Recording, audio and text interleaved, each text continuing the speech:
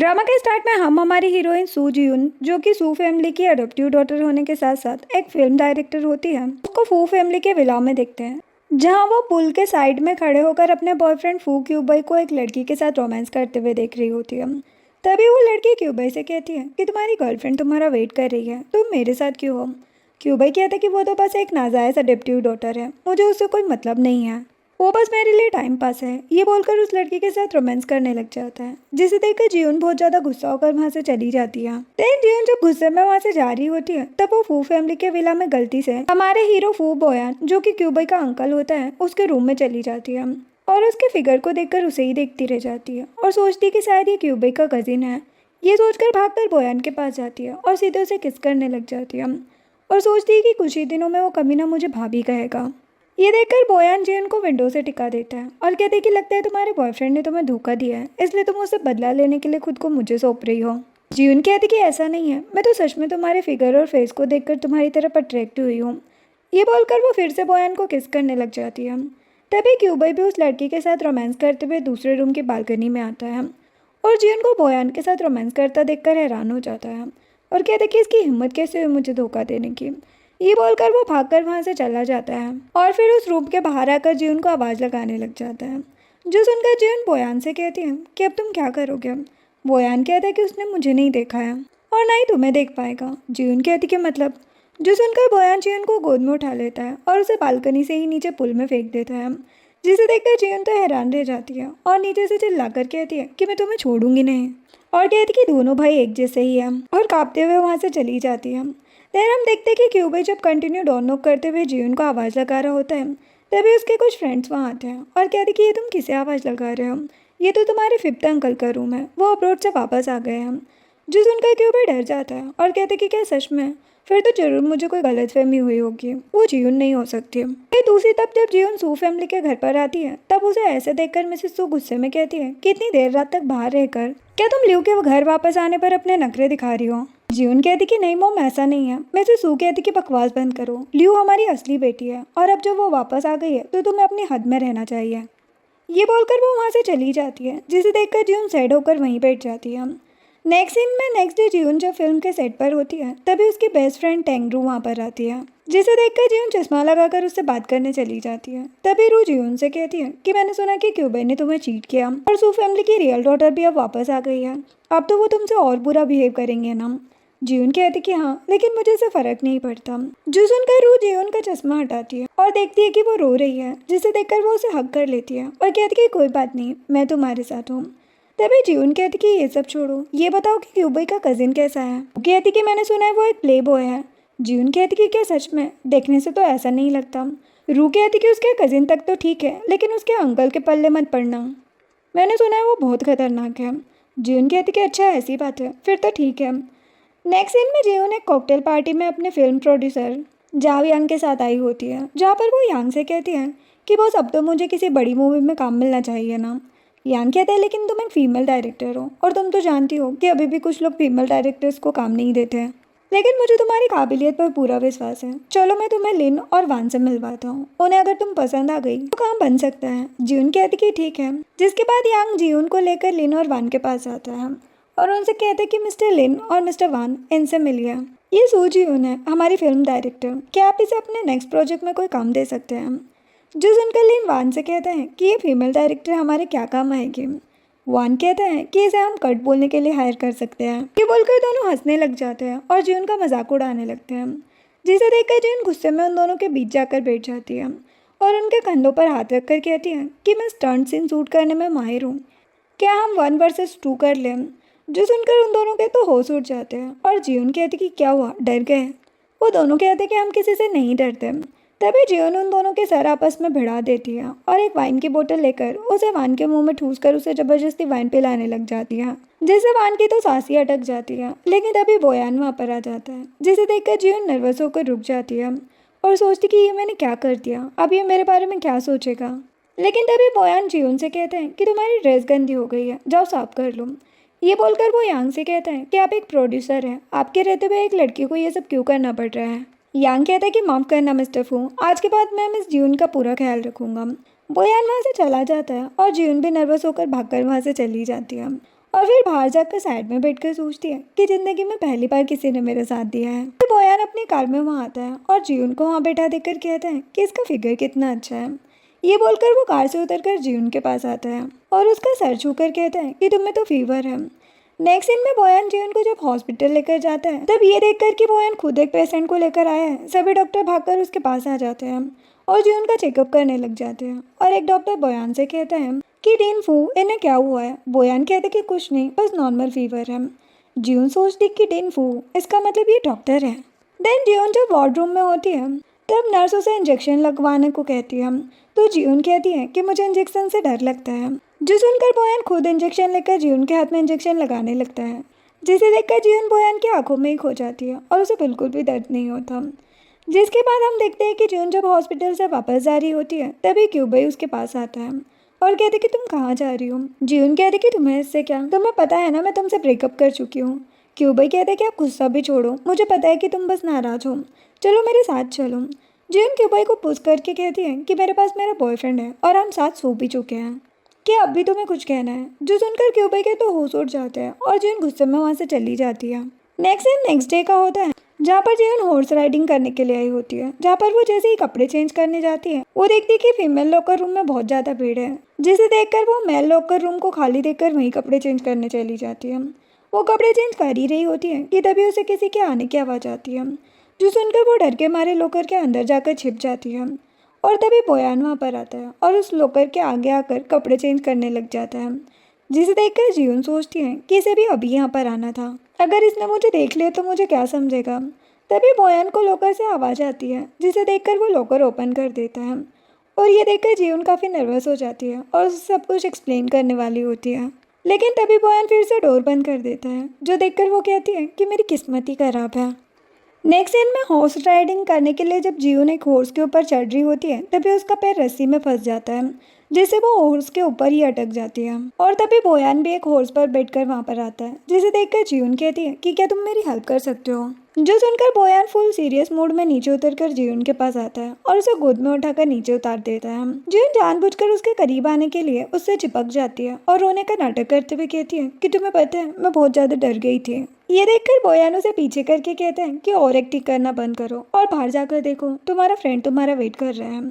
जो सुनकर जीवन विंडो से नीचे जाकर देखती है और क्यूबई को नीचे खड़ा देखकर हैरान हो जाती है और सोचती कि इसे कैसे पता चल जाता है कि मैं कहाँ हूँ। तभी जीवन बोयान के पास आती है और बोयान उससे कहते कि तुम्हारा बॉयफ्रेंड नीचे खड़ा है और तुम यहाँ पर मुझसे फ्लर्ट कर रही हो। जीवन कहती कि हमारा ब्रेकअप हो गया है, मैं उसे पसंद नहीं करती है। वही दूसरी तरफ क्यूबई एक आदमी से कहता है कि क्या अभी विंडो पर जीवन थी। वो आदमी कहते कि नहीं, वो यहाँ पर क्या करेगी। क्यूबई कहता है लेकिन मुझे लगा कि वो वही थी। ये बोलकर उसे देखने चला जाता है। नेक्स्ट सीन में क्यूबई जीवन को आवाज़ लगाते हुए ऊपर आता है, जो सुनकर जीवन डर जाती है और बोयान को साइड में लेकर चली जाती है। बोयान कहते कि तुम क्या कर रही हो।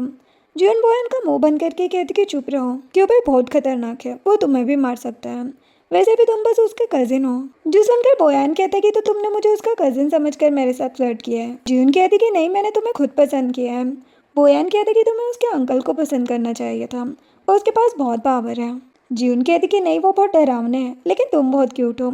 जो सुनकर बोयान के तो होश उड़ जाते हैं। जिसके बाद जैसे ही क्यूबई वहाँ पर आता है बोयान जीवन को वहीं पर छुपाकर खुद वहाँ पर खड़ा हो जाता है, जिसे देखकर क्यूबई हैरान होकर कहते कि अंकल आप यहाँ। नेक्स्ट सीन में बोयान जीवन को अपनी कार से घर तक ड्रॉप करने आता है, जिसे देखकर जीवन सोचती कि इसने मुझे क्यूबई से छिपाकर बचाया और मुझे घर भी छोड़ा, लगता है सच में मेरे जाल में फंस रहा है। ये सोचकर वो बोयान से कहती है कि तुम मुझे उस दिन हॉस्पिटल लेकर गए थे, मैं तुम्हें डिनर पर लेकर जाना चाहती हूँ। वो कहते कि कोई ज़रूरत नहीं है। जीवन सैड होकर वहाँ से जा रही होती है, तभी बोयान कहते कि रुको। ये बोलकर उसे एक अम्ब्रेला देता है और कहता है कि बाहर बारिश हो रही है तो इसे लेकर जाऊँ। जीवन खुश होकर उससे अम्ब्रेला लेकर चली जाती है। उसके बाद जीवन जैसे ही अम्ब्रेला लेकर घर के अंदर जाती है तो उसे अंदर से मिस्टर एंड मिसेस सू के साथ साथ लियो के सेलिब्रेशन की आवाज आती है। और जैसे ही जीवन अंदर जाती है लियो गलती से पार्टी पोपर जीवन के ऊपर ही फोड़ देती है, जिससे जीवन हैरान हो जाती है। तभी लियो जीवन से कहती है कि तुम जीवन हो ना, जिसे मेरे मॉम डैड ने मेरे जाने के बाद अडॉप्ट किया था, माफ करना मैंने तुम्हें गंदा कर दिया। जीवन कहती कि नहीं कोई बात नहीं। मिस्टर सू जीवन से कहते हैं कि ये कैसा तरीका है बात करने का, थोड़े प्यार से भी तो बात कर सकती हो। जीवन कहती है कि आपकी गलती की वजह से लियो खो गई थी, इसमें मेरी कोई गलती नहीं है, मैं लियो के लिए एहसानमंद नहीं हूँ। जो सुनकर मिस्टर सू गुस्से में जीवन से कहते हैं कि तुम्हारी हिम्मत कैसे हुई मुझसे ऐसा बात करने की, क्या हमने इतने सालों से तुम्हें यूं ही पाला है। जीवन गुस्से में कहती कि आप मुझे मेरी कॉलेज फीस तक के पैसे नहीं देते हैं, आप किस हक से कह रहे हैं कि आपने मुझे पाला है। जो सुनकर मिस्टर सू की बोलती बंद हो जाती है। वही दूसरी तरफ बोयान अभी भी अपनी कार में जीवन के घर के बाहर खड़ा होता है और ड्राइवर से कहता है कि यहीं रुके रहो, वो वापस आएगी। ड्राइवर कहता है कि ठीक है बॉस। इधर हम देखते हैं कि मिसेस सू जीन के हाथ में अम्ब्रेला देखकर कहती है ये तो रोल्स रॉयस वाला अम्ब्रेला है ना, ये तुम्हें कहाँ से मिला। ल्यूक कहती कि मैंने सुना है कि रोल्स रॉयस जैसी कार हमेशा रिच ओल्ड मेंस के पास होती है। जो सुनकर जीवन लियो को घूर कर देखती है, जिसे देखकर मिसेस सू कहती है कि तुम मेरी बेटी को घूर कर क्यों देख रही हो, उसने क्या गलत कहा है। जून कहती कि आप लोग मुझ पर किसी ओल्ड मैन के साथ अफेयर रखने का इल्ज़ाम कैसे लगा सकते हैं, क्या आपकी सगी बेटी के आने के बाद आपको मेरी कोई चिंता नहीं है। मिस्टर सू गुस्से में कहते हैं कि चुप हो जाओ और एक भी शब्द कहा तो मैं तुम्हें छोड़ूंगा नहीं। जिन चिल्लाकर कहती है कि इसके अलावा आप कर भी कह सकते हैं, मुझे आप दोनों ने दिया ही क्या है, करोड़ों रुपए होते हुए भी आप लोगों ने मुझे कॉलेज और ट्यूशन तक की फीस नहीं दी है। मैंने खुद एंटरटेनमेंट इंडस्ट्री से पैसे कमाकर खुद की स्टडी कंप्लीट की है। जो सुनकर लिव नाटक करते हुए कहती कि देखो जीवन, मेरी वजह से डैड से ऐसे बात मत करो। जून गुस्से में उसे पूछ करके कहती है कि तुम सब भाड़ में जाओ। ये बोलकर वो रोते हुए अपना सूटकेस लेकर वहाँ से चली जाती है। जिसके बाद जीवन जब अपना सूटकेस लेकर बाहर आती है तो वो बोयान को देखकर हैरान हो जाती है और कहती कि मैं तो बस ऐसे ही घूमने जा रही थी। बोयान कहते कि मुझे सब पता है, चलो तो मैं होटल ले चलता हूँ। ये बोलकर वो जीवन से सूटकेस और अम्ब्रेला लेकर उसे अपनी कार में बिठा लेता है।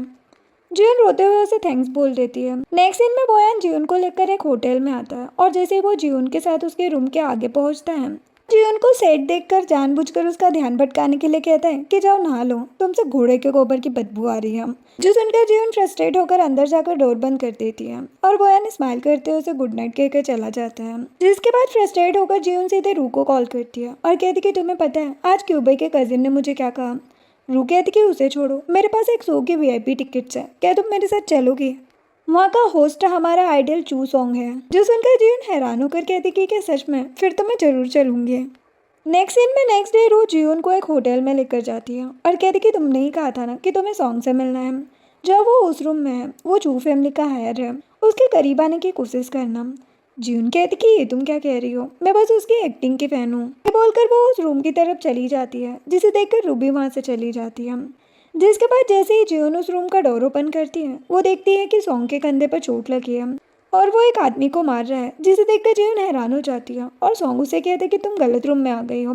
तभी जीवन अंदर आकर डोर बंद कर देती है और एक चाकू लेकर सॉन्ग से कहती है मैं तुम्हारी हेल्प करूंगी। सॉन्ग कहते कि क्या तुम्हें डर नहीं लगता। तभी वो आदमी बेहोश हो जाता है और जीवन सॉन्ग से कहती कि नहीं, मैं आपकी बहुत बड़ी फैन हूँ। सॉन्ग कहते कि क्या सच में, फिर चलो मुझे हॉस्पिटल लेकर चलो, एक्चुअल में ये आदमी मुझे मारने आया था। जो सुनकर जीवन कहती कि हाँ और उसे हॉस्पिटल लेकर चली जाती है। देन जीवन सॉन्ग को बोयान के ही हॉस्पिटल लेकर आई होती है, जहाँ पर जब नर्स सॉन्ग का इलाज कर रही होती है तब जीवन कहती कि आराम से बैंडेज लगाना, वरना मैं फू बोयान से कंप्लेन करूंगी, मैं उसे जानती हूँ। जो सुनकर सॉन्ग जीवन से कहता है कि तुम उसे जानती हो। जीवन कहती कि हाँ। जो सुनकर सॉन्ग एक इंसिडेंट याद करता है, जहाँ पर हम देखते हैं कि सॉन्ग की मॉम मिसेस चू सॉन्ग से कहती कि बेटा 22 साल हो गए, अब तक हमें तुम्हारी बहन नहीं मिली, इसीलिए ग्रैंडपा ने फैसला किया है कि तुम्हारी अडॉप्टिव सिस्टर याओ आप फू फैमिली से शादी के प्रॉमिस को पूरा करें। सॉन्ग कहता है कि बोयान चाहे किसी से भी शादी करे, लेकिन मेरे पास एक ही बहन है और मैं उसे ढूंढ कर ही रहूंगा। ये याद करके सॉन्ग जीवन से कहते कि तुम उसे कैसे जानती हो। जीवन कहती कि मैं उसकी पेशेंट थी। सॉन्ग कहते कि बस। वो कहती कि हाँ। तभी सॉन्ग कहता है कि वैसे क्या सच में तुम मेरी फ़ैन हो। जीवन कहती कि हाँ, मैंने आपकी हर मूवी देखी है, मुझे तो ये भी पता है कि आपकी थाई पर एक रेड तिल है। जो सुनकर सॉन्ग नर्वस होकर कहता है कि ये थोड़ा ज़्यादा हो गया। तभी बोयान वहाँ पर आता है और जीवन की सारी बात सुन लेता है, जिसे देखकर जीवन शांत हो जाती है और सॉन्ग बोयान से कहता है कि तुम कैसे हो। जो सुनकर जीवन सॉन्ग से कहती है कि तुम उसे जानते हो। सॉन्ग कहता है कि हाँ। फिर बोयान वहाँ से चला जाता है और जीवन भागकर उसके पीछे जाती है। फिर बाहर जाकर वो बोयान से कहती है कि प्लीज़ रुक जाओ, हम दोनों के पीछे से कुछ नहीं है। बोयान कहते कि तुम मुझे क्यों बता रही हो। जीवन कहती क्योंकि मुझे पता है कि तुम हमारी बातें सुनकर गुस्से में हो, लेकिन मैं कसम खाती हूँ मैं बस उनकी फ़ैन हूँ। बोयान कहते कि हाँ, तभी तो तुम्हें उसके थाई के दिल के बारे में भी पता है। ये बोलकर वहाँ से चला जाता है। जिसके बाद जीवन जब अपने आप को कोसते हुए अपने होटल के लिफ्ट में आती है, तभी क्यूबई वहाँ पर अचानक से आ जाता है और जीवन के साथ ज़बरदस्ती करने की कोशिश करता है, जिसे देखकर जीवन उसे पूछ करके कहती है कि ये तुम क्या कर रहे हो, क्यूबई कहते कि अब नाटक करना बंद करो, तुम सू फैमिली की अडॉप्टिव डॉटर हो, तुम्हें मेरे अलावा और कौन एक्सेप्ट करेगा। जियोन उसे धक्का मारकर लिफ्ट से बाहर कर देती है और कहती कि ये तुम अपने कजिन से पूछो, हम दोनों साथ सो चुके हैं। ये बोलकर वो वहाँ से चली जाती है, जो सुनकर क्यूबई के तो होश उड़ जाते हैं। नेक्स्ट सीन में क्यूबई अपने कजिन लियांग को मार रहा होता है और कहते कि तुम्हारी हिम्मत कैसे हुई मेरी गर्लफ्रेंड को हाथ लगाने की। जो सुनकर लियांग कहता है लेकिन मैंने ऐसा कुछ नहीं किया। क्यूबई कहता है कि झूठ मत बोलो। ये बोलकर फिर से उसे मार ही रहा होता है कि तभी बोयान वहाँ पर आता है तो वो रुक जाता है। तभी लियांग बोयान से कहता है कि अंकल इस क्यूबई ने बेवजह मुझे मारा है, मैं तो उसकी गर्लफ्रेंड को जानता भी नहीं हूँ। बोयान लियांग से कहता है कि क्या मैं तुम्हारी तरह दिखता हूँ। लियांग कहता है कि नहीं अंकल, आप तो इतने हैंडसम हैं, मैं आपके बराबर कैसे हो सकता हूँ। बोयान सोचता है कि फिर तो वो अंधी है और फिर गुस्से में क्यूबई को घूर कर कहता है कि तुम दोनों जाकर एंसेस्टर हॉल में घुटने टेको, वो भी बिना खाना पानी के। सुनकर दोनों के होश उड़ जाते हैं और बोयान वहाँ से चला जाता है। नेक्स्ट डे का होता है जहाँ पर जैन बोयान के हॉस्पिटल के बाहर लंच लेकर खड़ी ही होती है कि तभी बोयान बाहर आता है और कहती है कि तुम यहाँ क्या कर रही हो। जियोन उसे टिफिन दिखाकर कहती है कि मैं तुम्हारे लिए लंच लेकर आई हूँ, चलो साथ में खाते हैं। ये बोलकर उसे बेंच पर बिठा देती है और टिफिन ओपन करने लग जाती है। ये देखकर बोयान कहता है कि मुझे पता है कि तुम्हें कुछ कहना है, इसीलिए सीधे सीधे बोलो क्या काम है। जियोन कहती कि क्या तुम्हारी नज़र में कोई अफोर्डेबल रहने की जगह है। बोयान कहता है लेकिन क्यों। वो कहती कि कल होटल में क्यूबई मुझे परेशान करने आ गया था, इसलिए मुझे जगह बदलनी है। ये सुनकर बोयान वहाँ से जा ही रहा होता है तभी जियोन उसे रोक कर कहती है कि क्यों ना तुम मुझे अपने साथ रहने दो, बदले में मैं रेंट के तौर पर घर के काम और तुम्हारी ज़रूरतों को पूरा कर दूंगी। सोच लो, ऐसा ऑफर फिर नहीं मिलेगा।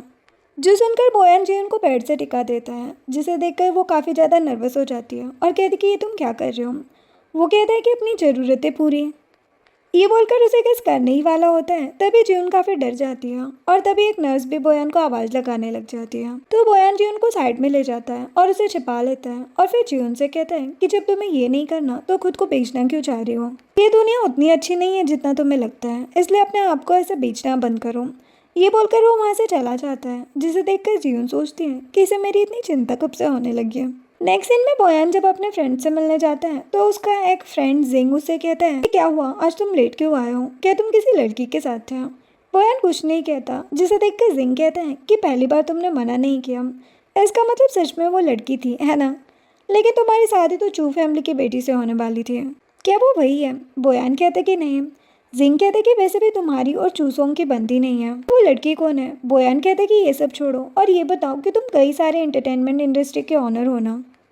जिंग कहते कि हाँ, क्यों। बोयान कहते कि एक डायरेक्टर को बोनस दिलवाना था। नेक्स्ट डे का होता है जब जियोन होटल रूम में सोई होती है तब उसे एक कॉल आता है, जिसे देखकर वो नींद में ही कॉल रिसीव करती है और एक आदमी उसे कहता है कि आप हमारी एंटरटेनमेंट इंडस्ट्री के जैकपॉट में फर्स्ट प्राइज जीत चुकी है, आपको हमारी तरफ से 3 साल के लिए एक लग्जरी फ्लैट दिया जाता है। जो सुनकर जियोन की तो नींद ही उड़ जाती है और वो कहती कि क्या सच में। नेक्स्ट सीन में जियोन और रू जियोन के नए फ्लैट में बैठकर पार्टी करने की तैयारी कर रहे होते हैं और रू कहती कि मैं ग्लास लेकर आती हूँ। तभी जिंग वहाँ पर आता है, जिसे देखकर जियोन कहती कि तुम कौन हो। जिंग कहता है कि मैं इस घर का ऑनर हूँ। जियोन कहती कि बकवास बंद करो, ये घर मुझे कंपनी ने दिया है, जरूर तुम कोई चोर हो। तभी रू वहाँ पर आती है और जिंग को देखकर कहती कि तुम यहाँ क्या कर रहे हो। जिंग रू को देखकर उसे कंधे पर उठा लेता है और कहते कि मैं तुम्हें ही ढूंढ रहा था। ये बोलकर उसे वहाँ से लेकर चला जाता है। ये देखकर जियोन डरकर बोयान को कॉल करती है और कहती कि मेरे घर में एक चोर आया था, वो रू को लेकर चला गया। बोयान हैरान होकर कहते कि क्या। वो कहती कि हाँ, उसका नाम जिंग था। जो सुनकर बोयान कॉल कट कर देता है। तभी जियोन को जिंग का कॉल आता है, जो कहता है कि चिंता मत करो, मैं रू का बॉयफ्रेंड हूँ। रू भी पीछे से कहती कि मैं तुम्हें आकर सब कुछ बताती हूँ। ये बोलकर कॉल कट कर देते हैं। जियोन तो हैरान हो जाती है और कहती कि इसका मतलब बस मैं ही सिंगल हूँ। ये कहकर वो वाइन की बोतल लेकर कहती है कि कोई बात नहीं, आज मैं पूरी रात पीऊंगी। देन जियोन रात को रूम में बैठकर ड्रिंक कर ही रही होती है कि तभी बोयान जियोन के लिए परेशान होकर वहाँ पर आ जाता है, जिसे देखकर जियोन कहती कि तुम यहाँ कैसे है। वो कहते कि डोर ओपन था, चलो पीना बंद करो और सो जाओ। जियोन नशे में खड़े होकर बोयान से चिपक जाती है और कहती कि क्या तुम मेरे साथ नहीं सोओगे। नेक्स्ट दिन मॉर्निंग का होता है, जहाँ पर जैसे ही जियोन की नींद खुलती है वो अपने आगे बोयान को बुक पढ़ता देखकर हैरान होकर उठ जाती है और कहती कि तुम यहाँ क्या कर रहे हो। वो कहते कि क्या तुम्हें सच में याद नहीं है। ये बोलकर वो वहाँ से जा ही रहा होता है। तभी जियोन उसके गले में लव बाइट देखकर कहती है कि ये क्या है। बोयान कहते कि ये लव बाइट है। जो सुनकर वो हैरान हो जाती है और याद करती है कि कैसे कल रात उसने नशे की हालत में बोयान को किस किया था। ये सब याद करके वो काफ़ी नर्वस हो जाती है। बोयान कहते कि चिंता मत करो, मुझे पता है तुम क्यूबा से बदला लेने के लिए मेरे करीब आने की कोशिश कर रही हो। मैं इसे सीरियस नहीं लूँगा, लेकिन अगर तुम चाहो तो मेरे पास एक ऑफ़र है। कहते कि कैसा ऑफ़र? बोयान कहते कि तुम्हें मेरे साथ रहना है ना, तो एक काम करो, मेरे साथ रह लो, लेकिन याद रखना क्योंकि तुम मुझे प्यार नहीं करती इसलिए मैं तुमसे इमोशनली अटैच नहीं होऊंगा। जीवन कहती है कि तो क्या तुम मुझे अपनी सीक्रेट गर्लफ्रेंड बनाना चाहते हो? बोयान कहते कि वही समझ लो। ये बोलकर वो वहाँ से जा ही रहा होता है, तभी जीवन उसे चिल्लाकर कहती है कि तुम्हारी नज़रों में मैं इतनी गिरी हुई हूँ, मैं कभी भी खुद को तुम्हें नहीं बेचूंगी। बोयान कहते कि ठीक है, मूड बदल जाए तो कॉल कर लेना। ये बोलकर वो चला जाता है। नेक्स्ट सीन में बोयान जब जिंग के साथ होता है तो जिंग उससे कहता है कि मैं देख रहा हूँ कि तुम्हें जीवन पसंद तो है, लेकिन तुम उसे अपनी फीलिंग बता नहीं रहे हो, तुम कर क्या रहे हो? बोयान कहते कि सही टाइम का इंतज़ार। जिंग कहते हैं कि अगर इस बीच सॉन्ग उसे ले गया तो? वो कहते कि मैं कभी भी ऐसा नहीं होने दूंगा। नेक्स्ट सीन रात का होता है जहाँ पर जीवन जब अपने फ्लैट में होती है तभी मिसेस सू आ जाती है और जीवन उन्हें पानी देकर कहती है कि आप इतनी रात को क्यों आई हैं? मिसेस सू रोते हुए कहती कि क्या बताओ बेटा, तुम्हारे डैड की कंपनी पूरी तरह से बर्बाद हो गई है, तुम्हारे ऊपर लाखों का लोन है जिसकी वजह से तुम्हारे डैड अब्रोड में ही फंस गए हैं। जीवन कहती है कि तो मैं इसमें क्या करूं, मैं तो आपकी बेटी हुई ही नहीं। मिसेस सू कहती कि प्लीज़ तुम ऐसा मत कहो, हमारे ऊपर 700 मिलियन का लोन है, अगर हमने पैसे नहीं दिए तो वो हमें जान से मार देंगे। क्या तुम किसी अमीर आदमी को नहीं जानती? और हाँ, वो रोल्स रॉयस वाला अम्ब्रेला वो किसका था? जीवन गुस्से में कहती है कि तो अब आप चाहती हैं कि मैं खुद को बेचकर आपको पैसे दूं? आप इतनी गिरी हुई कैसे हो सकती है? मिसेस सू घुटनों पर बैठकर उससे रोते हुए रिक्वेस्ट करने लग जाती है, जिसे देखकर जीवन की आंखों में भी आंसू आ जाते हैं, लेकिन वो उन्हें वहाँ से जाने को कह देती है। मिसेस सू चुपचाप वहाँ से चली जाती है। नेक्स्ट सीन नेक्स्ट डे का होता है जहाँ पर जीवन जैसे ही फिल्म सेट पर जाती है तो देखती है कि काम रुका हुआ है। तभी यांग भागकर उसके पास आता है और कहती कि तुम कहाँ थी? कुछ लोग तुमसे पैसे मांगने आए हैं, उन्होंने शूटिंग भी रोक दी है, जाओ जल्दी से उनसे बात करो वरना हमें शूटिंग बंद करनी पड़ेगी। तभी लोन साहब का एक आदमी जीव को एक आई ऑन यू का पेपर दिखाकर कहता है कि ये देखो, तुम्हारे डैड ने साफ साफ कहा है कि उनका सारा लोन अब तुम्हारी रिस्पॉन्सिबिलिटी है, अगर तुम पैसे नहीं दोगी तो मैं पूरा काम रोक दूंगा। जरा उन एक्टर्स के बारे में तो सोचो, तुम्हारी वजह से उनकी नौकरी चली जाएगी। जीवन कहती कि पैसे चुकाने के लिए कितने दिन हैं? वो आदमी कहते कि बस 3 दिन। जीवन कहती कि ठीक है, मैं पैसे दे दूंगी, जाओ यहाँ से। वो आदमी अपने बाकी आदमियों के साथ वहाँ से चला जाता है और जीवन सोचती है कि शायद अब मुझे वो करना ही पड़ेगा। नेक्स्ट सीन में जीवन खुद को बोयान को सौंपने जाने के लिए रेडी हो रही होती है और सोच रही होती है कि आखिर मुझे अपने डिसीजन को चेंज करना ही पड़ रहा है, कि यही मेरी डेस्टिनी है। जिसके बाद रेडी होकर जीवन सीधे बोयान के घर जाती है और उसे बालकनी में खड़ा देखकर कहती है कि मेरा मूड चेंज हो गया है, क्या तुम अभी भी मुझे एक्सेप्ट करोगे? जो सुनकर बोयान उसे देखता ही रह जाता है। जिसके बाद जीवन बोयान के घर के अंदर आ जाती है जहाँ पर बोयान कहता है कि जाओ नहा लो फिर सो जाना। ये बोलकर वहाँ से चला जाता है, जिसे देखकर जीवन सोचती है कि शायद वो अभी भी मुझसे नाराज है। नेक्स्ट सीन में रात को जब बोयान कॉल पर बात कर रहा होता है तभी जीवन उसकी शर्ट पहनकर उसके पास आती है और पीछे से पकड़कर कहती है कि मैं तुम्हारी शर्ट में कैसी लग रही हूँ? वो कहता है कि जैसी लगती हो वैसे ही लग रही हो। जो सुनकर जीवन उसे सिड्यूस करने की कोशिश करती है, लेकिन बोयान कहते कि मुझे पता है कि तुम चू सॉन्ग से प्यार करती हो, फिर ये सब क्या है? जीवन कहते कि ऐसा नहीं है, मैं बस उसकी फ़ैन हूँ, मैं सिर्फ तुमसे ही प्यार करती हूँ। वो कहते कि ठीक है, फिर जाओ जाकर सो जाओ। ये बोलकर वहाँ से चला जाता है, जिसे देखकर जीवन सैड हो जाती है। नेक्स्ट दिन मॉर्निंग का होता है जहाँ पर सुबह सुबह ही जीवन को लोन साहब का फ़ोन आ जाता है जो उसे याद दिलाते हैं कि तुम्हारे पास बस 2 दिन हैं। जीवन कॉल कट करके बोयान को कॉल करती है, लेकिन वो कॉल रिसीव नहीं करता। तभी बोयान के घर का बटलर रूम में आता है और जीवन से कहता है कि मिस जीवन, मैं यहाँ का बटलर हूँ, आपको किसी चीज़ की ज़रूरत है? वो मना कर देती है और पूछती कि वैसे बोयान कहाँ है? बटलर कहता है कि वो हॉस्पिटल गए, उन्होंने कहा था कि आज उनको एक सर्जरी करनी है। वो कहती कि ठीक है। नेक्स्ट सीन में जीवन जब सेट पर होती है तभी मिसेस सू जीवन से मिलने आती है। जीवन उनसे बात करने के लिए साइड में चली जाती है। मिसेस सू से थैंक्स कहती है कि हमारा सारा लोन पे हो चुका है, अब लोन साक्स ने भी हमें परेशान करना बंद कर दिया है, ये सब तुमने कैसे किया? जीवन हैरान हो जाती है और कहती कि क्या सच में? मिसेस सू कहती कि हाँ, मुझे पता है कि तुमने मेरे लिए बहुत कुछ किया है, लेकिन प्लीज़ हम पर एक एहसान और कर दो, इस बारे में पब्लिक को मत बताना कि तुमने लोन पे करने में हमारी हेल्प की है, वरना हम बदनाम हो जाएंगे। जीवन कहती कि मतलब आपको मेरे नाम से इतनी शर्म आती है? मिसेस सू कहती कि नहीं बेटा, मैं तो बस ये तुम्हारे और ल्यू के फ्यूचर के लिए कह रही थी। जीवन कहती कि मुझे समझ नहीं आता कि आप इतना नीचे कैसे गिर सकती हैं।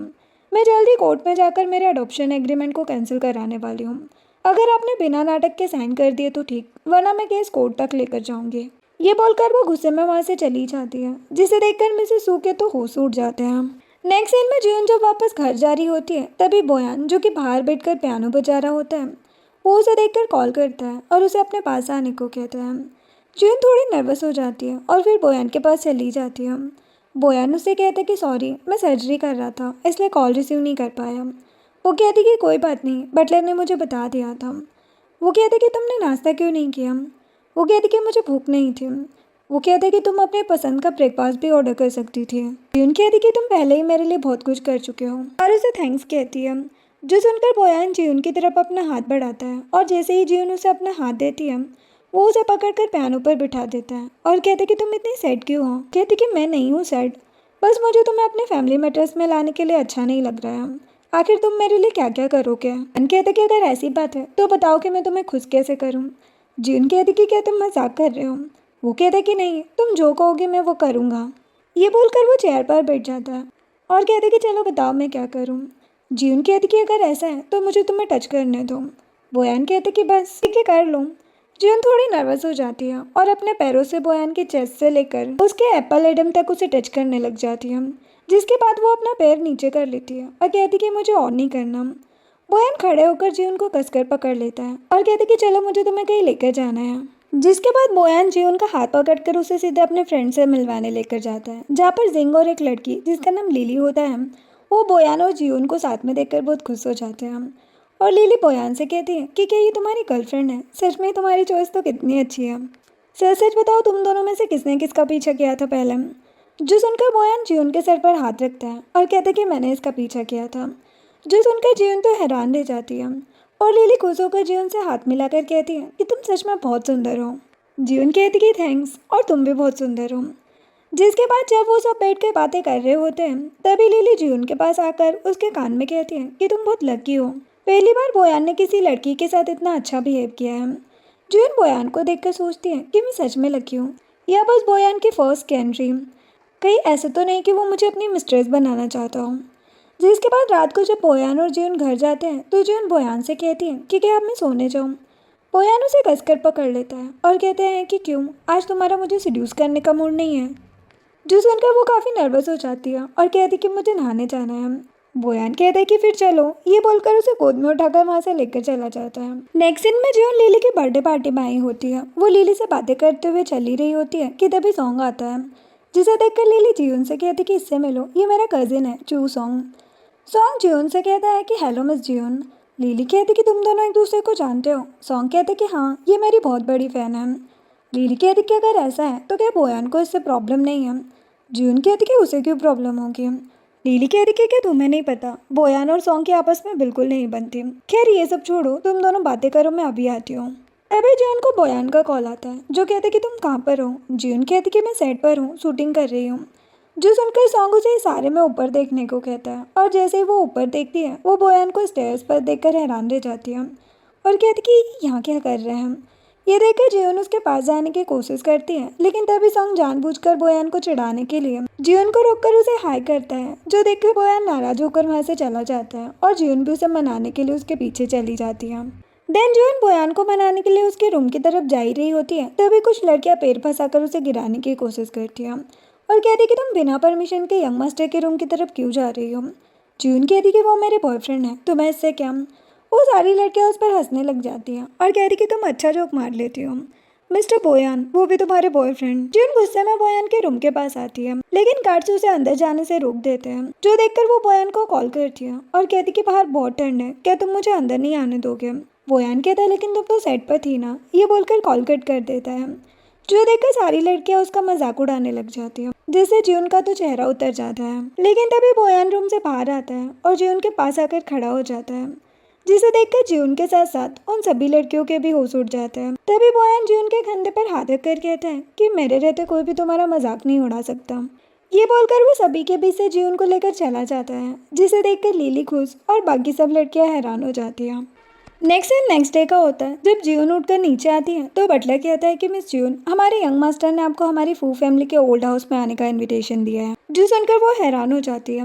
जिसके बाद बटलर जियोन को लेकर फू फैमिली के ओल्ड हाउस आता है और उसे बोयान की मोम मिसेस फू के पास लाकर मिसेस फू से कहता है कि मिस जियोन आ गई है। मिसेस फू खुश होकर जियोन को अपने पास बैठने को बोल देती है और बटलर वहाँ से चला जाता है। देन मिसेस वो जियोन से कहती है कि मैं बोयान की मॉम हूँ, तुमसे मिलकर मुझे अच्छा लगा। जियोन कहती कि मुझे भी आपसे मिलकर बहुत खुशी हुई आंटी। तभी मिसेस फू कहती है कि तुम इतनी चिल हो, क्या तुम्हें डर नहीं है कि मैं तुम्हें और बोयान को अलग कर दूंगी। जियोन कहती कि नहीं, क्योंकि अगर आपकी जगह मैं भी होती तो अपने बेटे की शादी मुझ जैसी मामूली लड़की से करने से पहले कई बार सोचती। मिसेस फू कहती है कि एक्चुअल में बोयान से एक बहुत बड़ी गलती हुई है, जिसकी वजह से उसे फू फैमिली की तरफ से पनिशमेंट भी दी गई है।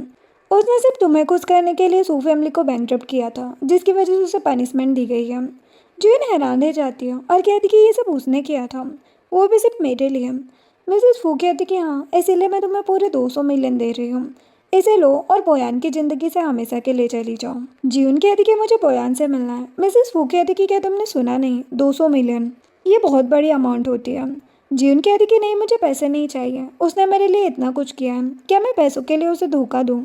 अगर हमें अलग होना भी है तो उसके लिए बोयान को ये डिसीजन लेना होगा, मैं उसे कभी भी धोखा नहीं दूंगी। जो सुनकर मिसेस वो खुश होकर कहती है कि अगर ऐसा है तो तुम उससे शादी कर सकती हो। जो सुनकर वो हैरान होकर कहती कि क्या सच में? मिसेस फू कहती कि हाँ, एक्चुअल में बोयान बचपन से ही थोड़ा सनकी रहा है और उसका डैड कहते हैं कि बिजनेस में सनकी होना जरूरी है, लेकिन मुझे बोयान ऐसा बिल्कुल भी पसंद नहीं है, इसलिए मुझे लगता है कि सिर्फ तुम ही उसकी ज़िंदगी में फिर से रंग भर सकती हो।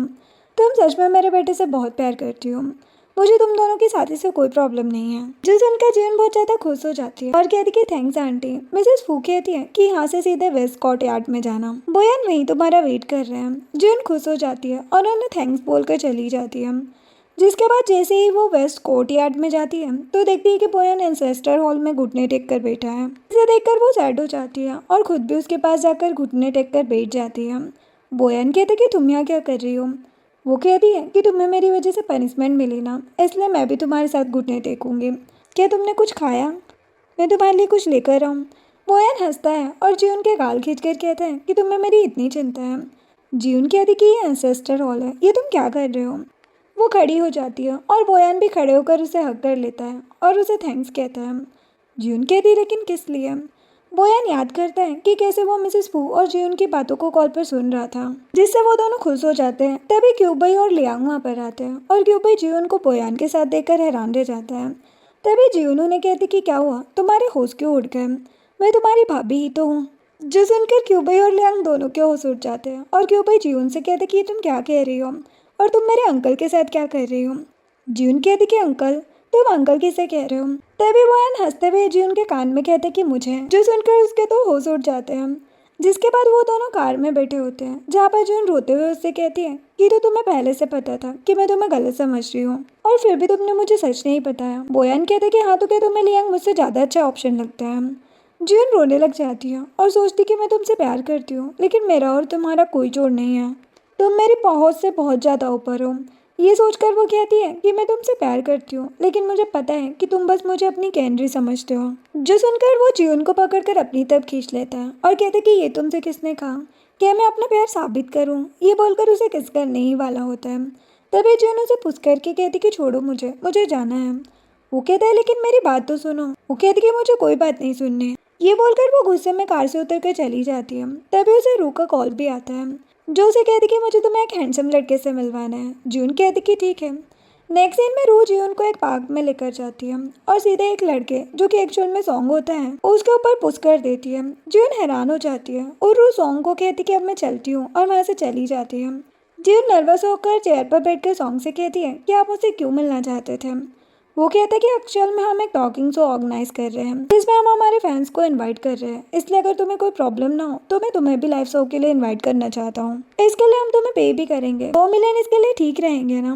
जो सुनकर जियोन तो हैरान हो जाती है और तुरंत एग्रीमेंट लेकर उस पर साइन कर देती है। सॉन्ग कहते कि तुम्हारे बॉयफ्रेंड को इससे कोई प्रॉब्लम तो नहीं होगी ना?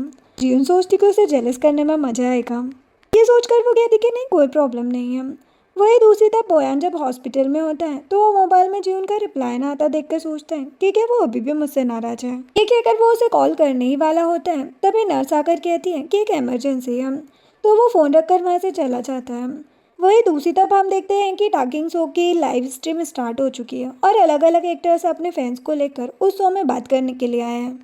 और जीवन भी सॉन्ग के साथ बात करने के लिए कैमरे के आगे बैठी है और उसे स्क्रिप्ट के हिसाब से बातें कर रही है। वहीं दूसरी तरफ जब बोयान एक फीमेल पेशेंट को चेक करने के लिए वार्डरूम में जाता है तो वो देखता है कि वो लड़की अपने फ्रेंड के साथ उसी शो की लाइव स्ट्रीम देख रही है और अपने फ्रेंड से कह रही होती है कि क्या ये लड़की चूसोंग की गर्लफ्रेंड है। जो सुनकर बोयान उन्हें कहता है कि क्या मैं एक बार आपका फ़ोन ले सकता हूँ। वो लड़की कहती कि हाँ और उसे अपना फ़ोन दे देती है, जिसमें बोयान उस शो में सॉन्ग और जीवन को खुश होकर बात करते देखकर जेलस हो जाता है और उन्हें फ़ोन देकर गुस्से में चला जाता है। जिसके बाद बोयान जब अपने कैबिन में होता है तभी जिंग आता है और उसे कहता है कि तुम्हारा मुंह देखकर लगता है कि तुमने वो लाइव स्ट्रीम देख ली है, क्या मैं सही हूँ। बोयान कहते कि हाँ, पता नहीं क्यों लेकिन आज तक मैं जीवन को पूरी तरह मना ही नहीं पाया हूँ। चाहे मैं उसे कुछ भी दे दूँ लेकिन वो कभी भी मेरे सामने नहीं झुकती। आखिर वो चाहती क्या है। जिंग कहते कि शायद वो तुम्हारे पैसों से प्यार नहीं करती बल्कि तुम्हें सच में चाहती है। नेक्स्ट सीन में शो खत्म होने के बाद जब जीवन वहाँ से जा रही होती है तभी एक लाइट रिंग जीवन के ऊपर गिरने वाला होता है। सॉन्ग तुरंत जीवन को बचाने के लिए आगे आता है लेकिन इतने में ही बोयान खुद उस लाइट रिंग के नीचे आकर जीवन को बचा लेता है, जिससे उसे कंधे में चोट लग जाती है और ये सब देखकर जीवन काफी डर जाती है और रोते हुए उसे हक कर लेती है। ये देखकर सॉन्ग सोचता है कि मेरे और जीवन के बीच कुछ भी नहीं है, फिर भी मैं उसकी चिंता क्यों करता हूँ। ये बोलकर अपने असिस्टेंट को कॉल करता है और कहता है कि मुझे जीवन के पास की पूरी डिटेल चाहिए। नेक्स्ट सीन में जीवन बोयान के घर पर होती है और उसकी चोट पर मलहम लगा रही होती है और कहती कि आखिर तुम मुझे बचाने के लिए खुद बीच में क्यों आए। वो कहते हैं क्योंकि मैं तुमसे प्यार करता हूँ। जीवन कहती है लेकिन मैं तुम्हारे लायक नहीं हूँ, मैं बस एक मामूली लड़की हूँ। बोयान कहता है कि तो फिर तुम्हारे लिए मैं भी एक मामूली लड़का बन जाऊंगा। जो सुनकर वो हंसने लग जाती है और कहती कि तुम पागल हो। तभी बोयान जीवन के कमर पर हाथ रखता है और कहते कि तुम्हारा फिगर बहुत अच्छा है, ऐसा लगता है तुम्हारी बोन्स भी छोटी छोटी होगी। जो सुनकर जीवन कहती है कि क्या तुम कभी अपने डॉक्टर वाले अवतार से बाहर नहीं आ सकते हैं। वो कहते कि आ सकता हूँ। ये बोलकर उसे सोफे पर ही लिटा देता है और उसे किस करने लग जाता है और वो दोनों इंटीमेट हो जाते हैं। नेक्स्ट सीन में सॉन्ग जब घर पर होता है तब उसे असिस्टेंट का कॉल आता है जो बताता है कि मिस जीवन को 22 साल पहले किसी ने किडनैप कर लिया था, जिसके बाद सू फैमिली ने उन्हें अडॉप्ट किया था। हमें उनके बारे में बस इतना ही पता चल पाया है। सॉन्ग सोचते हैं कि जीवन भी आज 23 साल की हो गई होगी, कि ये कोई कोइंसिडेंट है। तभी मिसेस चो वहाँ पर आती है और सॉन्ग उनसे कहता है कि मॉम आज मेरी सिस्टर का 23rd बर्थडे है, मुझे लगता है कि इस साल हमारी यून हमें मिल जाएगी। मिसेस सू कहती कि काश ये सच हो जाए। फिर याओ अपना सूटकेस लेकर वहाँ आ जाती है, जिसे देखकर सॉन्ग कहता है कि तुम वापस क्यों आए हो। मिसेस चो सॉन्ग से कहती है कि बेटा तुम अपनी बहन से ऐसे क्यों बात कर रहे हो। फिर याओ कहती कि हमारे घर में एंगेजमेंट है, मुझे तो आना ही था ना। जो सुनकर सॉन्ग गुस्से में कहता है लगता है बोयान से शादी करने के लिए तुम्हारे मन में कुछ ज़्यादा ही लड्डू फूट रहे हैं, लेकिन याद रखना मेरी बस एक ही बहन है जिसे मैं ढूंढ कर ही रहूँगा और कोई भी उससे उसका हक नहीं छीन सकता। ये बोलकर सॉन्ग गुस्से में वहाँ से चला जाता है, जिसे देखकर यह मन में सोचती है कि मैं मिसेस वो बनकर ही रहूँगी। नेक्स्ट सीन में जून लिली के साथ एक मॉल में आई होती है जहाँ पर लिली कहती है कि क्या तुम्हें पता है चू फैमिली की बेटी वापस आ गई है। जून कहती कि नहीं, मुझे ही क्यों पता होगा। लिली कहती कि क्या बोयान ने तुम्हें कुछ नहीं बताया। तभी मिसेस चू सॉन्ग और याओ के साथ वहाँ आ जाती है और लिली को आवाज़ लगाती है, जिसे देखकर लिली खुश होकर कहती कि आंटी आप यहाँ। वो जीवन को लेकर मिसेस चू के पास आती है और कहती कि इनसे मिलो, ये मेरी आंटी है, सॉन्ग की मोम। मिसेस चू जीवन को देखकर खुश हो जाती है और उससे हाथ मिलाकर कहती है कि बेटा तुम कितने साल की हो। जीवन कहती कि 23। जो सुनकर मिसेस चू सोचती है कि ये बिल्कुल हमारी यून की एज की है। तभी वो कहती है कि तुम्हारे मॉम डैड क्या करते हैं। जीवन कहती कि मेरे मॉम डैड नहीं है। सॉन्ग कहते कि क्या तुमने कभी उन्हें ढूंढने की कोशिश नहीं की। जीवन कहती कि नहीं, जरूर उन्होंने जानबूझकर मुझे छोड़ा होगा, वरना वो मुझे अब तक ढूंढ लेते हैं। तभी यह जानबूझकर जीवन से कहती है कि अब तुम मॉम को इतनी पसंद आई हो तो मैं तुम्हें मेरे और बोयान के एंगेजमेंट में इनवाइट करना चाहती हूँ। जो सुनकर जीवन के तो होश उड़ जाते हैं और वो सोचती कि बोयान इससे शादी करने वाला है। तभी बोयान भी वहाँ जाता है, जिसे देखकर जीवन और भी सैड हो जाती है। नेक्स्ट सीन में बोयान और जीवन घर पर होते हैं, जहाँ जीवन उससे कहती है कि तो क्या सच में तुम चू फैमिली से मिलने वहाँ गए थे। वो कहते कि हाँ, एक्चुअल में मेरी फू फैमिली ने बहुत पहले ही चू फैमिली के साथ मिलकर मेरी और चू फैमिली की बेटी की एंगेजमेंट फिक्स कर दी थी। जून कहती है कि तो ये बात तुम मुझे कब बताने वाले थे, अपनी एंगेजमेंट के दिन, या फिर तुम मुझे अपनी मिस्ट्रेस बनाकर रखना चाहते थे। और प्लीज़ अभी मुझसे कोई झूठ मत बोलना, मैं झूठ सहन नहीं कर पाऊंगी, इसलिए अच्छा होगा कि हम एक दूसरे से अलग हो जाएं। जो सुनकर बोयान उसके गालों पर हाथ रखता है और कहता कि प्लीज़ ऐसा मत कहो, मैंने तुम्हें इसलिए नहीं बताया क्योंकि मैं कभी उससे शादी करना ही नहीं चाहता था। मैं तुमसे सच में बहुत प्यार करता हूँ। जीवन कहती कि तो इससे क्या बदलेगा, क्या तुम अपनी फैमिली को इसके लिए मना पाओगे। बयान कहती कि कोई भी मुझे तुमसे अलग नहीं कर सकता, चाहे फिर वो मेरी फैमिली ही क्यों ना हो। जो सुनकर जीवन रोने लग जाती है और बयान को हक कर लेती है। नेक्स्ट सीन में यह जीवन से मिलने आई होती है, जहाँ पर जीवन उसके पास जाकर कहती है कि मिस चू को मुझसे क्या काम है। याओ कहती कि मैं बस तुम्हें ये बताने आई हूँ कि कल न्यू ईयर की शाम मेरी चू फैमिली और बोयान की फू फैमिली की मीटिंग है, जिसमें हम दोनों के एंगेजमेंट की डेट फिक्स की जाएगी, जिसके बाद बोयान कभी भी किसी और का नहीं हो पाएगा। इसलिए मैं चाहती हूँ कि तुम अपनी कीमत मुझे बताओ और पैसे लेकर हमेशा के लिए बोयान से दूर हो जाओ। जो सुनकर जीवन गुस्से में कहती है कि अब तुम दोनों की शादी होगी या नहीं ये तो वक्त ही बताएगा। और हाँ, ये मत सोचना कि मुझे ये नहीं पता कि तुम चू फैमिली की रियल डॉटर नहीं हो, इसलिए अपने आप को मुझसे ज्यादा महान मत समझना। मैं बोयान से प्यार करती हूँ और हमेशा करती रहूंगी। जो सुनकर याओ गुस्से में लाल हो जाती है और गुस्से में वहां से चली जाती है। नेक्स्ट सीन में बोयान जब अपने ऑफिस में होता है तब असिस्टेंट उसे एक फाइल ला कर देता है और कहते कि बॉस, आप तो मिस्टर हार्वर्ड के प्रोजेक्ट में इंटरेस्टेड नहीं थे, अब आप रात भर जागकर उनके प्रोजेक्ट के पीछे क्यों पड़े हैं। बोयान कहते हैं ताकि फू फैमिली से निकल जाने पर भी मेरे पास इनफ पावर है और इसके लिए मिस्टर हार्वर्ड का प्रोजेक्ट मेरे लिए बहुत ज़रूरी है। कुछ भी करके दोनों फैमिली की मीटिंग से पहले मिस्टर हार्वर्ड को कॉपरेशन के लिए कन्विंस करो। असिस्टेंट कहते कि ठीक है बॉस। नेक्स्ट दिन न्यू ईयर का होता है, जहाँ पर जीवन घर पर होती है और बाहर पटाखे फूटते देखकर उनके वीडियो बनाकर बोयान को सेंड कर रही होती है, जिसके बाद वो उसे कॉल करने की कोशिश करती है लेकिन बोयान कॉल रिसीव नहीं करता। जीवन सोचती है कि शायद वो मीटिंग में होगा। वही दूसरी तरफ बोयान फू और चू फैमिली की मीटिंग में बैठा हुआ होता है, जहाँ पर याओ भी चू फैमिली के साथ वहाँ पर आई होती है। बोयान उन्हें याओ से शादी करने के लिए मना कर देता है, जो सुनकर मिस्टर एंड मिसेस चू हैरान हो जाते हैं और बोयान से कहते हैं कि ये तुम क्या कह रहे हो। बोयान के डैड मिस्टर फू गुस्से में कहते हैं कि ये तुम क्या कह रहे हो, क्या तुम्हें अपने शेयर्स प्यारे नहीं है। अगर तुमने शादी नहीं की तो मैं तुम्हें फू फैमिली से बाहर निकाल कर फेंक दूंगा। तभी ये सब सुनकर याओ जीवन को बोयान और उसके कुछ ऐसे fake AI generated photo send कर देती है, जिससे जीवन को लगे कि बोयान उसे बस अपनी मिस्ट्रेस बनाना चाहता है। और होता भी वैसा ही है। वो फोटोज देखकर जीवन हैरान हो जाती है। इधर हम देखते हैं कि बोयान के पास असिस्टेंट उसका फ़ोन लेकर आता है और कहते हैं कि बॉस, मिस्टर हार्वर्ड का फ़ोन है। बोयान कॉल स्पीकर पर रख देता है और मिस्टर हार्वर्ड बोयान से कहते हैं कि मिस्टर बोयान, मैंने आपका प्रपोजल देखा, मुझे वो बहुत पसंद आया, मुझे आपके साथ काम करके बहुत खुशी होगी। जो सुनकर मिस्टर फू हैरान हो जाते हैं और बोयान मिस्टर हार्वर्ड से कहते हैं कि लेकिन एक प्रॉब्लम है, एक्चुअल में मेरे डैड मुझे फू फैमिली से निकाल रहे हैं, अब मेरे पास फू फैमिली की रेपुटेशन नहीं है। मिस्टर हार्वर्ड कहते कि मुझे इससे कोई प्रॉब्लम नहीं है, मुझे आपकी स्किल्स पर पूरा विश्वास है, मैं आपके और फू फैमिली के बीच में आपको ही चूज़ करूँगा। जो सुनकर मिस्टर फू के तो तोते उड़ जाते हैं और बोयान मिस्टर हार्वर्ड को थैंक्स बोलकर कॉल कट कर देता है। Then Boyan mister and Mrs चू के पास जाता है और कहते कि मेरा ये डिसीजन आपके फैमिली के अगेंस्ट नहीं है, एक्चुअल में मैं किसी और को प्यार करता हूँ, इसीलिए प्लीज़ हो सके तो मुझे माफ़ कर दीजिएगा। ये बोलकर बोयान उनके आगे सर झुकाकर फिर वहाँ से जाने लग जाता है। तभी सॉन्ग वहाँ पर आता है और बोयान को जाता देखकर कहता है कि प्लीज़ बस 2 मिनट यहीं खड़े रहो, मुझे तुम्हें एक बहुत बड़ी खुशखबरी सुनानी है। ये बोलकर सॉन्ग भागकर अपने मॉम डैड के पास जाता है और कहते कि मॉम, मुझे मेरी बहन मिल गई।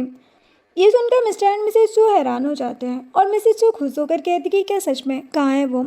सॉन्ग कहते कि वो और कोई नहीं बल्कि बोयान की गर्लफ्रेंड है, ये देखिए मैंने उसका DNA टेस्ट करवाया था, वो सच में हमारी यूनी है। बोयान ने हमें कोई धोखा नहीं दिया है, उसने हमारी चू फैमिली की राजकुमारी से ही प्यार किया है। जो सुनकर बोयान बहुत ज़्यादा खुश हो जाता है। नेक्स्ट सीन में बोयान खुश होकर भागकर घर आता है और जीवन से कहता है कि मेरे पास एक बहुत बड़ी गुड न्यूज़ है।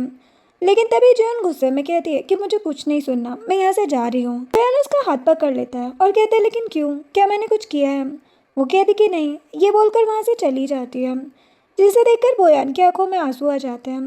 तभी वो टेबल पर उसके और जीवन के कुछ फोटोज देखता है, जिसे देखकर बोयान सोचता है कि क्या उसे सब कुछ सच पता चल गया। जिसके बाद जैसे ही जीवन सूटकेस लेकर रोते हुए बाहर जाती है, वो देखती है कि पूरी चू फैमिली घर के बाहर खड़ी हुई है, जिन्हें देखकर वो बहुत इमोशनल हो जाती है और मिस्टर एंड मिसेस चू भी रोते हुए जीवन को हक कर लेते हैं, जिन्हें देखकर सॉन्ग भी खुश हो जाता है। जिसके बाद जीवन चू फैमिली के घर आ जाती है, जहाँ पर सॉन्ग जीवन को उसकी DNA रिपोर्ट दिखाकर कहता है कि जब मैंने तुम्हें पहली बार देखा था तब से ही तुम मुझे बहुत अलग लगती थी, मुझे नहीं पता था तुम मेरी सिस्टर ही हो। तभी मिसेस चू जीवन से रोते हुए कहती है कि 22 साल पहले किसी ने तुम्हें हमसे छीन लिया था, तब से हमने बहुत कोशिश की तुम्हें ढूंढने की, लेकिन तुम हमें नहीं मिली।